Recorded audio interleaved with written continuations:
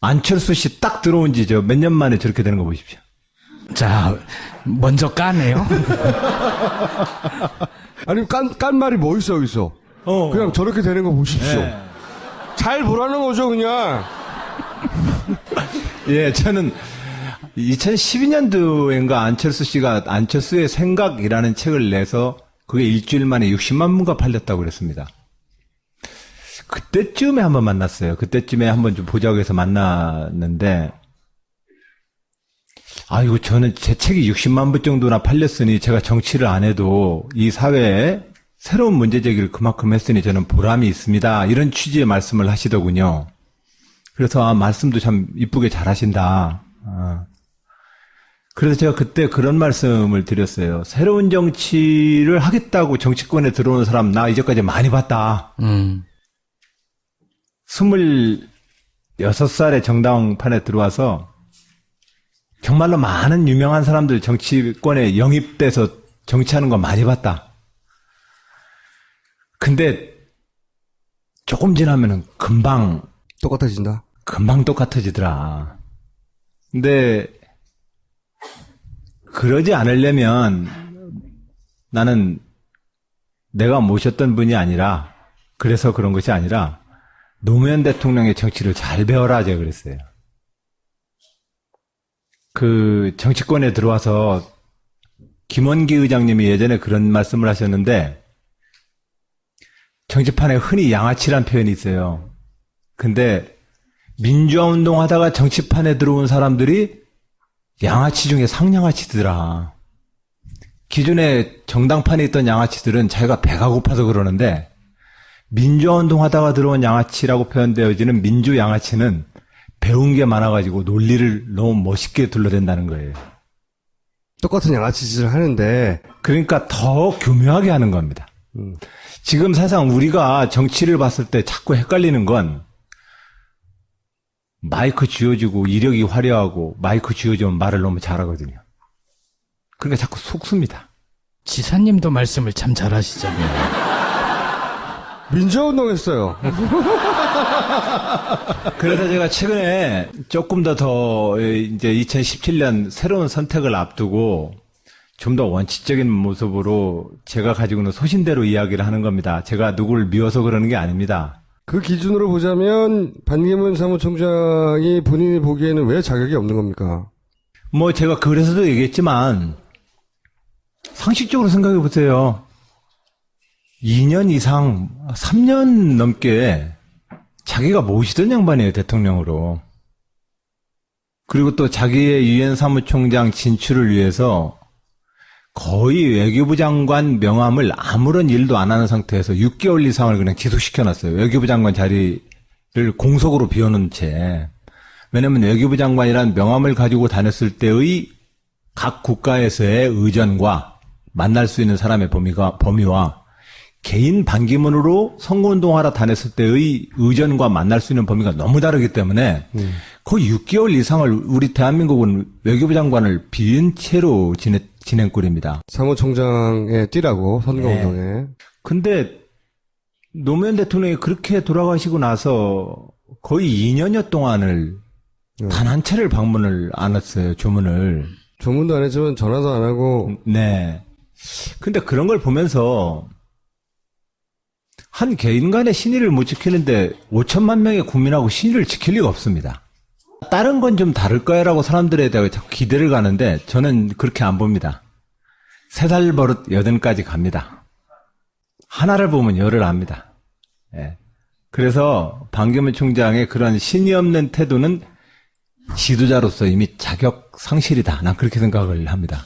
그게 이제 그랬던 이유가 아마 그때가 이명박 정부니까. 이명박 정부니까 이명박 대통령 눈치 보느라고 그런 거죠. 뭐 복잡하게 얘기할 거 뭐 있습니까? 그렇죠. 그거죠. 그거. 근데 이제 더 심각한 건 뭐냐면 우리가 사실은 반기문 사무총장의 유엔 사무총장 자리는 개인의 선거운동이 아닙니다. 유엔 사무총장이라는 지위 국가로서 대한민국이 선택받는 겁니다. 그렇기 때문에 이건 대한민국 모두의 총력전입니다. 근데 우리가 왜 그렇게 모든 사람들이 유엔 사무총장이라는 자리를 얻기를 원했겠습니까? 우리나라의 자부심이기도 하고, 또 한편으로는 이 분단된 나라의, 남북으로 분단된 나라의 출신이 유엔 사무총장으로 앉게 되면 이 남북 갈등이나 분단 상황에 대해서 좀 더 긍정적 역할을 우리는 기대하지 않았겠습니까? 근데 지난 10년 동안 남북 관계에 대해서 유엔 사무총장이 어떤 역할을 했습니까? 아무것도 한 게 없습니다. 북한 방문도 안 했나요? 한다고 말만 했었죠. 북한 방문을 한 적도 없죠. 예. 그러니까 유엔 사무총장으로서 이 남북 갈등, 지구촌에 있어서 가장 갈등지 중에 하나인 동북아시아의 남북 갈등 문제를 한 번도 취급하지 않았다는 사실과 더군다나 자기의 조국의 문제임에도 불구하고 그분이 대통령 되면 잘 풀겠습니까? 그런데 그분이 왜 국민들한테 사랑을 받을까요? 저는 그런 기회주의 정치로부터 국민들의 사랑을 빼앗기기 싫습니다. 그 경쟁을 하라고 저 같은 사람 있는 거 아니겠습니까? 약간 느끼하네요. 어쨌든 충청도로 이 관점에서 보더라도 충청도의 대표 선수를 반기문 총장하고 안희정 중에 누가 하면 좋겠습니까? 그만해. 충청북도하고 남도하고 갈라지는 거 아니에요, 지금? 당연히 충청도는 이런 미래를 만들어야 합니다. 충청도는 영남이 뭉치고 호남이 뭉치니까 우리가 핫빠지냐? 우리도 뭉치자. 김종필 총재가 그래가지고 지역정당을 만들었습니다. 그러나 충청도는 뭉치면 안 됩니다. 왜냐하면 영남, 호남에 의해서 3등밖에 안 됩니다. 그게 김종필, 이해창 총재가 겪었던 충청도 출신 정치인의 좌절의 벽입니다. 대한민국에서 지역주의에서 오로지 재미 볼 수 있는 곳은 영남밖에 없는 겁니다. 그러니 충청도는 지역주의적인 정치를 위해서 단결해가지고는 지역의 이익도 못 지키고 대한민국에 좋은 정치하기 어렵습니다. 그래서 이 충청도의 미래, 그 미래를 놓고 저는 반기문 총장과 지금 중원에서 한판 붙고 있다. 한판은 붙으려면 지지율이 좀 올라와야 돼요. 아직은 혼자 싸우고 있다. 또 한 가지 꼭 묻고 싶은 거는 사실은 손혜원 제가 이 질문을 하려고 모신 거예요. 손혜원 의원도 잠깐 얘기하고 갔지만 당내 주자는 뻔히 다 있는데 반기문 얘기만 계속 주구장창하고 있냐고요. 그러니까 민주당 후보로는 안 된다는 거 아니에요. 민주당에 있으면서 스스로 그 양반에 대해서 왜 민주당 내에 어느 누구도 입장도 말하지 않고 혼자 떠들게 내버려 두느냐라는 이야기를 손혜원 의원이 하고 갔어요. 반기문 사무총장도 중요한 플레이어지만 김종인 전 대표도 몇 명을 끌고 나가네, 혹은 제3지대에 나가네, 비박계가 괜찮네, 어쩌고 한참 그런 얘기 하고 있거든요. 본인이 플레이어 돼가지고 나갈 생각도 없잖아 있는 것 같아요. 민주당을 제일 많이 까는 사람이 김종인이고, 스스로. 민주당으로부터 한 번도 안 까인 사람이 김종인인 거예요. 난 이게 이상해, 너무. 왜 이러고 있는지. 김종인 전 대표에 대해서는 어떻게 생각하세요? 그러니까, 김종인 전 대표 혹시 1등을 공격하고 있으니까 자기한테 유리하니까 조용히 있는 건가요?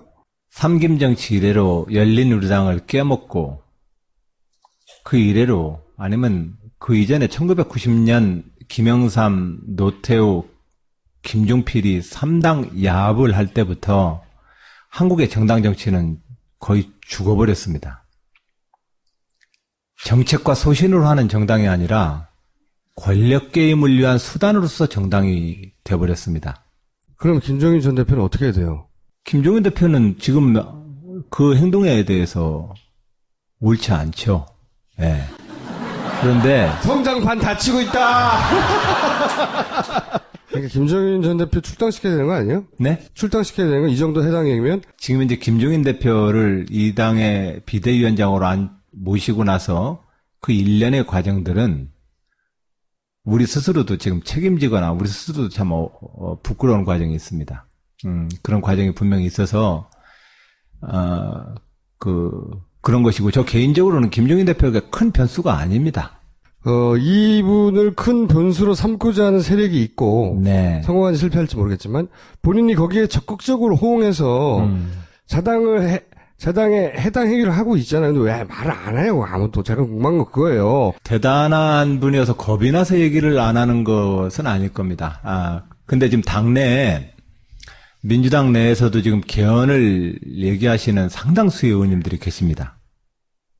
그리고 그 개헌을 이야기하는 그들의 요구 자체를 우리는 논의를 해야지 일방적으로 이렇게 공격을 하기는 어렵습니다. 아니, 제가 개헌을 그걸- 공격하는 게 아니고요. 김종인. 그런데 그런 개헌 논의에 어떤 본질을 흐리는 사람들의 마음을 빈정상하게 만들 수가 있습니다. 김종인 대표를 지금 공격하면. 그래서 그걸 핑계로 해서 그들이 더 어긋난 너무 행동을. 비겁한 태도 아닙니까? 현실적으로 어떤 사람이 하면은 봐주는데 어떤 사람은 두드려 맞는 경우가 있습니다. 예. 근데 이제 그것은 차별이라고 보기보다는 네. 그 사람이 가지고 있는 정치적 포지션 때문에 그런 겁니다. 그걸 고려하지 않으면 일이 엉클어집니다. 그렇기 때문에 저는 그걸 고려하지 않는 사람의 말을 듣고 싶은 거예요. 네. 김종인 그 전 대표에 대해서는 저는 그 정도로 어쨌든 간에 그 생각을 하고 있고, 현재 그분들의 움직임이 지금 자당 후보를 공격하거나 하는 것에 대해서 옳지 못하다는 우리 김어준 총수 의견에 100% 동의한다는 정도로 제 의견을 말씀드릴까 싶습니다. 그러면 네. 때가 되면은 여기에 대해서도 발언을 하실 거예요. 제 입을 빌지 않고. 그 어떤 경우는 못을 빼내야 되는 경우가 있고 못을 그냥 깊이 쳐넣어야 되는 경우가 있습니다. 이걸 선택하기가 어려운 게 정치입니다. 이걸 늘 선택을 해줘야 합니다. 괜히 뽑는다고 해서 다 뽑았다가 온갖 목재 상하지 말고 어떤 때는 그냥 쳐서 내 거로 만들어야 되는 경우도 있고, 어떤 때는 아무리 내가 내가 반쯤이 날아가더라도 후벼 파야 되는 게 있습니다. 예, 그 강약 조절을 하는 게 지휘관입니다. 그 김종인 못은 어떻게 해야 돼요? 김종인 지금 전 대표님은 그냥 당분간 내버려 두면 됩니다.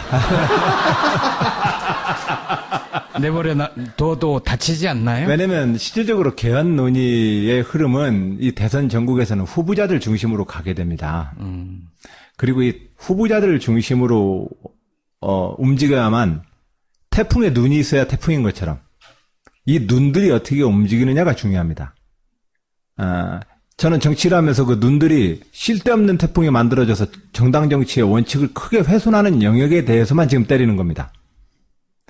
그렇게 그걸 내버려뒀다가는 온 데가 지금 태풍이 불어가지고 다 망가지기 때문에. 김종인 전 대표 하는 말은 단 하나도 말씀하신 원칙에 맞는 게 없어요. 그럼요. 네. 근데 그건 태풍의 눈이 아니라니까요.